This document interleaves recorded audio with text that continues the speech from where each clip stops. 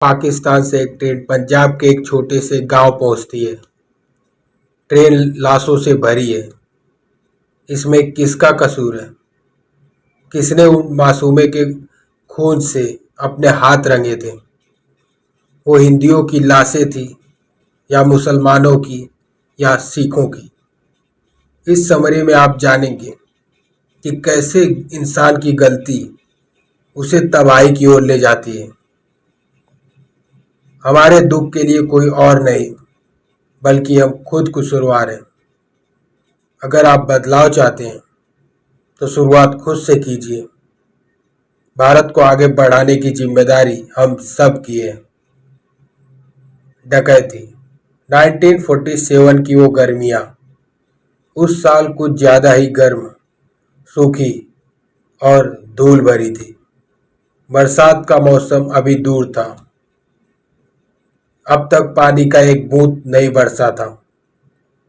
लोगों को यकीन हो चला था कि ऊपर वाला इंसान को उसके पापों की सजा दे रहा है। पिछली गर्मियों में ये खबर फैलने के बाद कि देश का बंटवारा होने जा रहा है, कलकत्ता में दंगे शुरू हो गए थे। हिंदू कहते थे कि मुसलमानों ने दंगे शुरू किए और मुसलमानों का कहना था कि हिंदू इसके लिए जिम्मेदार है। लेकिन सच तो ये था कि दोनों तरफ से कत्ले आम, लूटपाट और बलात्कार हुए थे। दंगे कलकत्ते से शुरू हुए और नॉर्थ ईस्ट और वेस्ट में फैल गए। मुसलमानों ने पूर्वी बंगाल में हिंदुओं का कत्ले आम किया था और हिंदुओं ने बिहार में मुसलमानों को मारा था।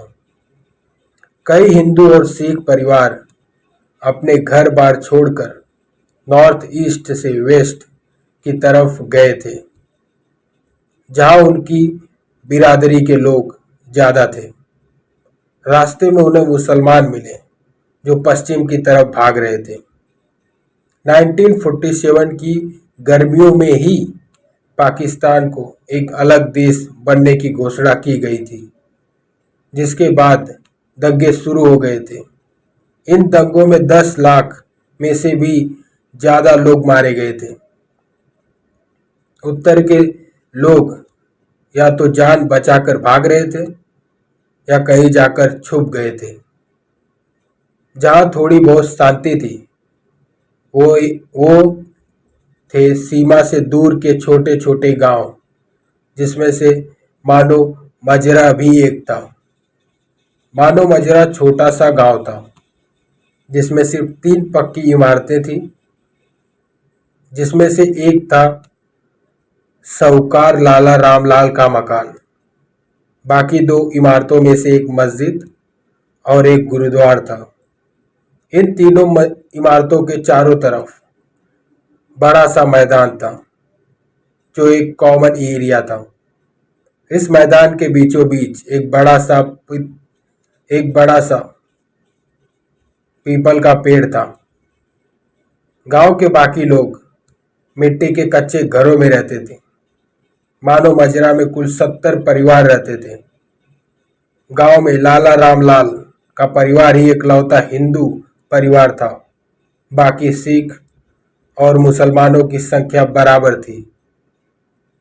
ज्यादातर सिख परिवार जमींदार या किसान थे। मुसलमान किराएदार थे जो सिख के खेतों में काम करते थे। गांव में मुसलमान जुलाहे और कुम्हार भी थे। मानो मजरा से करीब आधा मील दूर पंजाब की सबसे बड़ी नदी समतल बहती है। बरसात के मौसम में पानी ऊपर तक चढ़ जाता है और नदी के दोनों किनारे पानी में डूब जाते हैं। मानो मजरा के 1 मील दूर रेल का पुल था। इसके पूर्वी तरफ गांव का रेलवे स्टेशन था। रेलवे स्टेशन मानो मजरा के लोगों की जिंदगी का अहम हिस्सा था। इसमें केवल एक ही ट्रैक था और सिर्फ दो स्लो पैसेंजर गाड़ियां स्टेशन पर रुकती थी।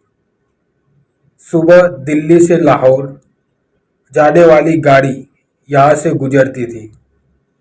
मानो मजरा के रहने वालों की जिंदगी सुबह आने वाली मेल ट्रेन की आवाज से टूटती थी। मस्जिद के मुल्ला उसी वक्त नमाज किया करते थे, जो अल्लाह अकबर की गूंज के साथ खत्म होती, और ठीक वक्त गुरुद्वार गुरु में सुबह 10:30 बजे दिल्ली वाली पैसेंजर ट्रेन आकर रुकी। मानो मजरा के लोग अपने रोजमर्रा के कामों में जुट जाते हैं। मर्द खेतों में काम करने निकल जा पड़ते और औरतों के काम काज निपटाती। बच्चे आपस में खेलते और गांव भैंस को नदी किनारे चराने ले जाते।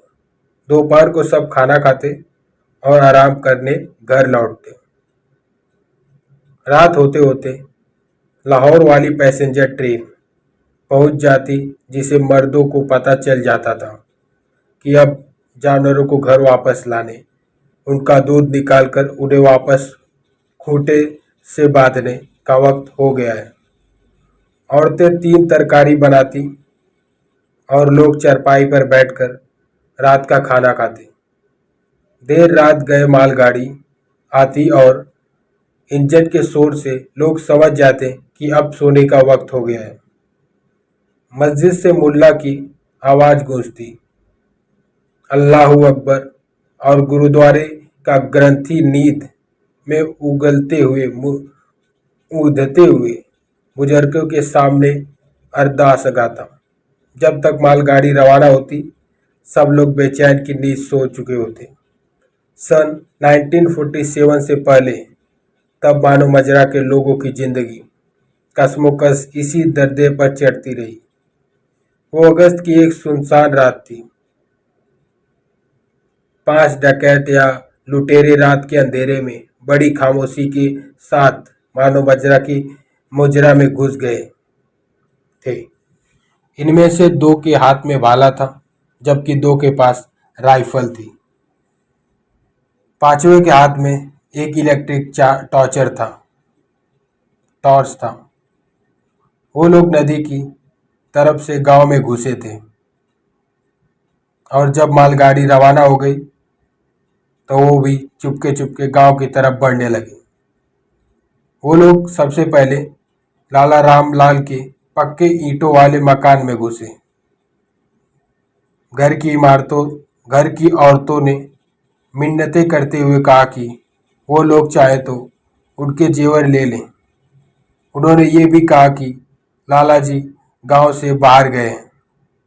लेकिन जब एक आदमी ने लाला के 7 साल के बेटे पर बंदूक तानी, तो वो औरत ने रोना शुरू कर दिया, और आखिरकार लड़के ने बता ही दिया कि उसके पिता ऊपर कमरे में छुपे हुए हैं। लाला चारपाई के नीचे छुपा था। एक डाकू ने उसे पैरों से खींचकर बाहर निकाला। लाला ने उसके आगे गिड़गिड़ाते हुए कहा कि वो लोग चाहे तो पूरा घर लूट कर ले जाएं, पर उन सबकी जान बख्श दें। डाकू लाला से तिजोरी की चाबी मांगने लगे। उन लोगों ने लाला पर लात घूंसों की बरसात कर दी। बंदूकों की बट से मार कर उसे अधमरा कर दिया। पर लाला यही कहता रहा कि तिजोरी में कुछ नहीं है सिवाय बही खातों के। लाला दर्द से चीखता रहा। उसके मुंह से खून बहता रहा, लेकिन उसने चाबी नहीं दी। घर की औरतें दौड़कर नीचे आंगन में पहुंची और जोर जोर से चिल्लाना शुरू कर दिया, डाकू डाकू। अंत में एक डाकू ने लाला के पेट में भाला घोंप दिया। लाला का पेट फट गया। खून की नदी सी बह चली। डाकू बाहर की तरफ दौड़े और हवा में 2 फायर किए और चिल्लाते हुए कहा, बाहर निकलो, जाबाज मर्दों, अगर हिम्मत है तो बाहर निकलो, अगर अपनी माँ बहनों की इज्जत प्यारी है तो बाहर निकलो। पूरा गांव खामोश रहा, कोई भी अपनी जगह से नहीं हिला। डाकू गलियों से होते हुए गांव के बाहर की तरफ कच्चे मकानों की तरफ बढ़ने लगे। यहाँ पहला घर जुगत सिंह का पड़ता था। डाकुओं ने उसका नाम लेकर पुकारा और हंसने लगे, लेकिन जुगत सिंह वहां नहीं था। डाकुओं ने जुग्गा के घर पर डाकुओं ने जुग्गा के घर पर चूड़ियों भरी एक थैली फेंक दी। असल में वो लोग जुग्गा को लूटपाट और डकैती के इल्जाम में फंसाना चाहते थे। जुग्गा गांव का छटा हुआ बदमाश था, इसलिए पुलिस को फौरन यकीन हो जाता है कि ये लूटपाट और कत्ला जुग्गा ने ही किया है। जबकि उस रात जुग्गा अपनी प्रेमिका नूरा से खेतों के छुप कर मिलने गया था। उसकी मां ने उसे पहले ही आगाह किया था कि वो रात में गांव से बाहर कदम भी ना निकाले, क्योंकि पुलिस ने सख्त चेतावनी दी थी। लेकिन जुग्गा नहीं माना और ये बोलकर घर से निकल गया कि वो खेतों से जंगली सुअरों को भगाने जा रहा है। उसकी प्रेमिका नूरा कुछ देर से पहुंची थी। वो मुल्ला की 16 साल की बेटी थी। नूरा मुसलमान थी, जबकि जुग्गा एक सरदार। वो बार बार कहती जा रही थी कि अगर उसके पिता को खबर लग गई तो वो बहुत नाराज होंगे। उसका पुराना साथी जुग्गा के पिता और दादा भी किसी जमाने में डाकू रह चुके थे और दोनों को अपने बाहों के लिए फांसी की सजा हुई थी। जुग्गा पुलिस स्टेशन में 10 नंबरी छटा हुआ बदमाश था, लेकिन वादे के मुताबिक वो हर महीने थाने में हाजिरी देने जाता था। और पिछले साल महीने से जब से उसकी जिंदगी में नूरा आई थी, उसने किसी वारदात को अंजाम नहीं दिया था। वो दोनों खेतों से निकलकर जब गांव में पहुंचे तो सारा गांव जाग चुका था। रेलवे फूल के पूरब में एक रेस्ट हाउस था। वो ईंटों का बना एक बंगला था जो सतलज नदी की तरफ खुलता था। रेस्ट हाउस उस इंजीनियर के लिए बनाया गया था जो पुल के कंस्ट्रक्शन की देख रेख करने आया था। तब से ये एक सरकारी इमारत बन गया था। जिस रात लाला राम लाल का कत्ल हुआ था, उसकी अगली सुबह मैजिस्ट्रेट रेस्ट हाउस पहुंचा। उसका नाम था हुक्मचंद। रेस्ट हाउस के नौकरों और सब इंस्पेक्टर ने उसका स्वागत किया। सब इंस्पेक्टर ने बताया कि मानो मजरा और छंद नगर, जहां वो पुलिस स्टेशन था, आज तक कभी कोई झगड़ा फसाद नहीं हुआ था। लेकिन हिंदू और सिख रिफ्यू यानी सरपाड़ो पाकिस्तान से गुजरते थे और मुसलमान भी शांति के साथ चुपचाप गांव से निकलकर उस पार पहुंच जाते थे। मजिस्ट्रेट ने अमृतसर की एक ट्रेन का किस्सा सुनाया, जहां ट्रेन के अंदर एक भी मुसलमान रिफ्यूजी को जिंदा नहीं छोड़ा गया था और ट्रेन के दोनों तरफ लिखा था, पाकिस्तान के लिए तोहफा। एक इंस्पेक्टर ने कहा कि मुसलमान को ये लगता है कि इस खून खराबे को रोकने का एक ही रास्ता बचा है और वो है बदला। हर मारे गए मुसलमान के बदले एक सिख या हिंदू मारा जाएगा। लेकिन मानो मजरा में मुसलमान और सिख आपस में बड़े प्यार से रहते आ रहे थे। सब इंस्पेक्टर ने गुजरावाला और शेखपुर में हुए दंगों के बारे में बताया। मुसलमान हिंदुओं और सिख शरणार्थियों को मार रहे थे। इस नरसंहार में पाकिस्तानी पुलिस और आर्मी भी शामिल थी। बलात्कार से बचने के लिए हिंदू औरतें अपने बच्चे को अपने हाथ में मारकर खुद कुएं में कूदकर जान दे देती थी। सब इंस्पेक्टर यही दुआ कर रहा था, मानो मजरा में कभी कोई तलाशी भरी ट्रेन ना पहुंचे। मजिस्ट्रेट ने हिदायत दे रखी थी कि वक्त आने पर गांव के सारे मुसलमानों को निकाल दिया जाएगा, उन्हें शांति से जाने दिया जाएगा, चाहे कुछ भी हो जाए, पर किसी भी कीमत पर खून खराबा नहीं होने देंगे। अब तक सब ठीक चल रहा था। सब इंस्पेक्टरों को यकीन नहीं था कि मनी मजरा लोगों को इस बात की खबर है कि अंग्रेज जा चुके हैं और भारत का बंटवारा हो चुका है। उनमें से शायद कुछ गांधी के बारे में जानते होंगे, पर जिन्ना के बारे में नहीं। मजिस्ट्रेट ने पूछा कि क्या गांव में कोई गुंडा या बदमाश है, तो सबने जुग्गा का नाम लिया। जुग्गा को पहचानना आसान था, क्योंकि वो एक हट्टा कट्टा आदमी था, करीब 6 फुट से भी ज़्यादा लंबा। जुग्गा आए दिन गिरफ्तार होता था, लेकिन नूरा से मिलने के बाद उसकी ज़िंदगी में काफ़ी सुधार हुआ था। नूरा गांव के अंधे मुल्ला की बेटी थी, जो जात से जुलाई थी। जुग्गा के डर से गांव का कोई भी आदमी मुसलमान के बारे में गलत नहीं बोल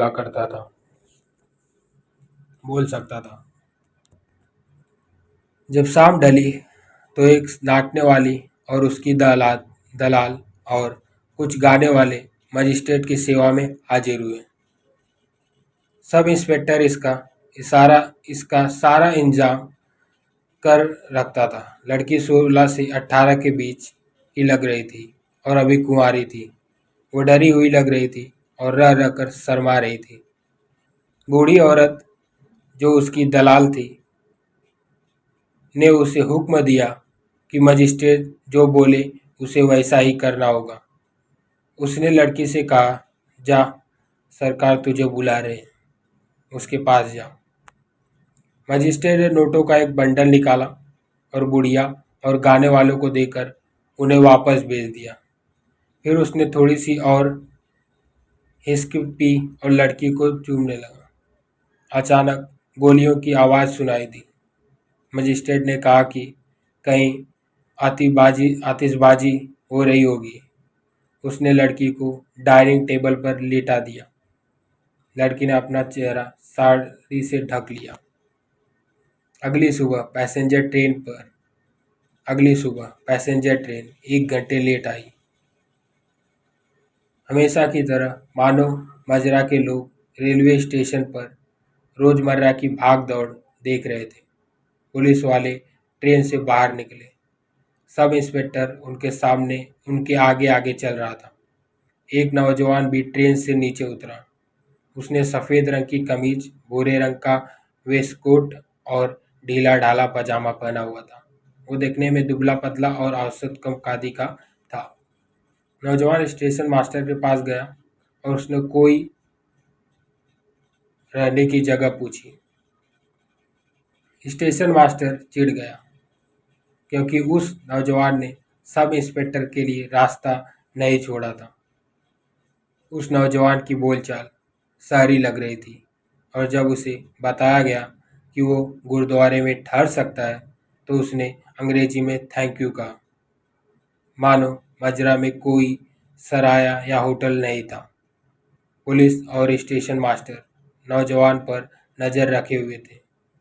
वो इंग्लैंड से पढ़ा हुआ किसी अमीर और ख़ानदानी घर का लग रहा था, जो उस छोटे से गांव में काम-काज की तलाश में आया था। उसकी तरफ कई नौजवान कम्युनिस्ट एजेंट या रईस और ऊंचे ओहदे पर बैठे सरकारी मुसलमानों के बेटे माने जाते थे। वो जरूर किसी मुसीबत में फंस सकता था, इसलिए उनका उस पर नज़र रखना जरूरी था। उस नौजवान ने ग्रंथी को अपना परिचय देते हुए बताया कि उसका नाम इकबाल सिंह है। उसने ग्रंथी भाई मीर सिंह को सत श्री अकाल कहा और पूछा, क्या हो क्या वो कुछ दिन वहाँ रुक सकता है? भाई जी ने उसका स्वागत किया, उसे खाना खिलाया और रहने के लिए एक कमरा दे दिया। इकबाल ने बताया कि वो एक सोशल वर्कर है जिसे पीपल्स पार्टी ऑफ इंडिया में भेजा है। उसका परिवार मूल रूप से झेलम का रहने वाला था, जो अब पाकिस्तान का हिस्सा बन गया था। वो 27 साल का था और अभी कुंवारा था। इकबाल भी एक सिख था, पर वो दाढ़ी बनाता था और बाल काटता था। इकबाल मानो मजरा के लोगों को बताने आया था कि देश में क्या क्या हो रहा है।